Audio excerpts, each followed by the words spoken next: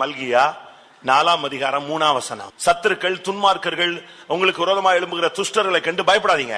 துன்மார்க்கரை மிதிப்பீர்கள், நான் இதை செய்யும் நாளிலே அவர்கள் உங்கள் உள்ளங்கால்களின் கீழ் சாம்பலா இருப்பார்கள் என்று சேனைகளின் கர்த்தர் சொல்லுகிறார். எழுதி வச்சுக்கோங்க. மல்கியா 4:3.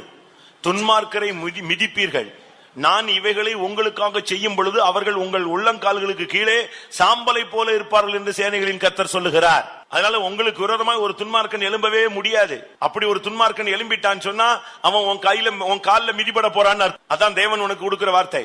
உனக்கு விரோதமா எழும்பிட்டான்னா அவன் விதைச்சிட்டான், உனக்கு விரோதமா பேசிட்டான்னா அவன் விதைச்சிட்டான்னு அர்த்தம். அவன் நிச்சயமா என்ன செய்வான்? தேவனுடைய பிள்ளைகளுக்கு விரோதமாய் விதைத்தவன் தேவனிடமிருந்து எதை பெறுவான்?